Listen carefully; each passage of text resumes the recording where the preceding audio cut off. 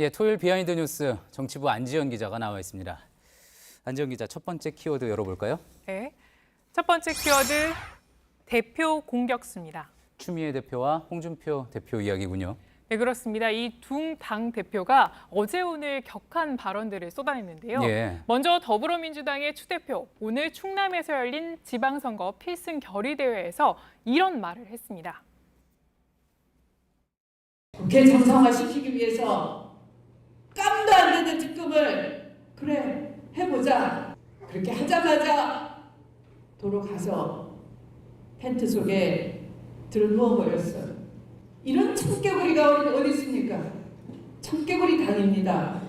자유한국당을 청개구리당이라고 한 거군요. 네, 맞습니다. 한국당을 비롯한 야3당이 요구했던 드루킹 특검에 대해서 민주당도 이 추 대표 발언 표현에 따르면 그래 해보자 이렇게 했는데 그럼에도 불구하고 김성태 원내대표가 단식에 들어간 걸 비판한 겁니다. 예. 이 그간 단식에 대해서 여당의 지도부는 말을 아껴왔습니다. 아무래도 협상의 대상이었고 그렇기 때문에 조심스러웠던 건데요. 그런데 오늘 추 대표가 작심한 듯 김 원내대표를 비판한 겁니다. 심지어 아까 말씀하셨다시피 한국당에 대해서는 빨간 옷을 입은 청개구리당이다 이런 말까지 했습니다. 빨간 옷을 입은 청개구리당이요. 자, 이에 대한 자유한국당의 반응 나왔습니까? 네, 김성태 원내대표도 가만히 있지 않았습니다. 오늘 페이스북에 글을 올렸는데요. 글 끝을 보시면 뚫어진 입이라고 막 하지 말라. 더군다나 거짓말은 더 안 된다. 추미애 대표의 인격과 존재는 내 머릿속에 깨끗이 지우겠다. 이렇게 말을 한 겁니다. 예. 여기서 김성태 원내대표가 말한 거짓말은 당시 협상 파트너였던 우원식 원내대표는 이 특검을 수용하겠다 이렇게 말을 한 적이 없었고 의원들 설득을 검토해보겠다 이 정도로만 얘기를 했다는 의미에서입니다. 상당히 격한 말이 이제 서로 오갔군요. 자, 그러면은 앞서 이제 소개했던 또 다른 대표 공격수 홍준표 대표도 이와 관련해서 이야기 내놓은 게 있습니까? 네, 홍준표 대표는 어제 오후 열린 대구 필승 결의대회에서 또 다른 내용의 격한 발언을 쏟아냈는데요. 한번 들어보시죠. 예.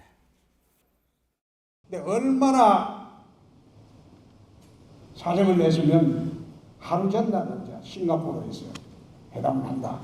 결국은 남북 평화 쇼로 6.13 지방선거를 덮어버리겠다.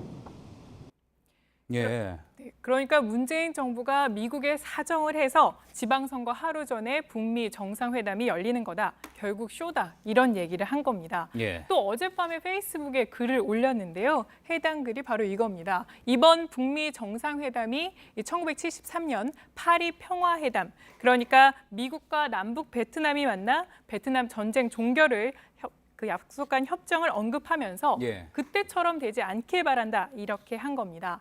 당시 협정 뒤에 베트남이 공산화됐기 때문에 이런 역사는 되풀이된다. 이런 얘기도 했습니다. 역사는 되풀이된다. 예, 이렇게 이야기를 했는데 당시 뭐 여러모로 정치 경제적 상황을 봤을 때 그때와 지금이 과연 똑같으냐, 직접 비교는 무리다 뭐 이런 지적도 있는 것 같습니다. 다음 키워드 한번 넘어가 볼까요? 네, 다음 키워드는 두 정상을 만난 아이돌입니다. 예, 레드벨벳을 이야기하는 거군요. 네, 맞습니다. 레드벨벳을 포함한 평양 공연 예술단원들이 어제 청와대에서 문재인 대통령과 오찬을 했습니다. 예. 지금 보시는 영상인데요.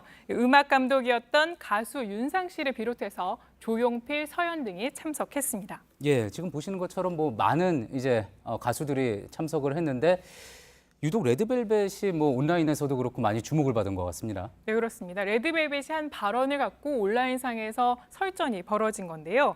어제 청와대 오찬에 앞서서 기자진들의 질문에 레드벨벳이 김정은 위원장이 따뜻한 모습이었다 이렇게 말을 했습니다. 아, 예. 또 한 달 전이었죠. 그 평양 공연 직후 김정은 위원장과 레드벨벳이 악수한 것에 대해서도 너무너무 영광이었다 이런 인터뷰를 한 적이 있었는데요.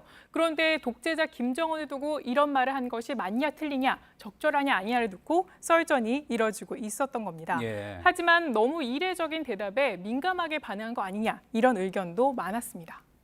의례적인 대답에 기자들이 물으니까 이제 의례적인 대답에 민감하게 반응한 것 아니냐, 그 정도 반응이 맞는 것 같습니다. 자, 그리고 이제 또 조용필 씨가 현송월 단장과 과거에 있었던, 이번에 뭐 이 일 때문에 만난 게 아니라 그 과거에 있었던 인연도 이야기를 했다고 하죠? 네, 맞습니다. 조용필 씨가 13년 전이죠. 2005년에도 평양 공연을 했었는데 당시 관객으로 지금의 현송월 단장이 왔었다. 그걸 처음 알게 됐다. 이런 사연을 소개했었고요. 예. 또 현송월 단장에 대해서 어려서부터 음악을 했고 못 다루는 악기가 없다. 이런 말도 했습니다. 지금은 처음이기 때문에 뭐 여러 가지 이야기, 뒷이야기들이 또 관심을 끄는 건데 이런 행사가 자주 진행이 되면은 또 더 많은 이야기가 나올 것 같습니다. 잘 들었습니다. 비하인드 뉴스 안지영 기자였습니다.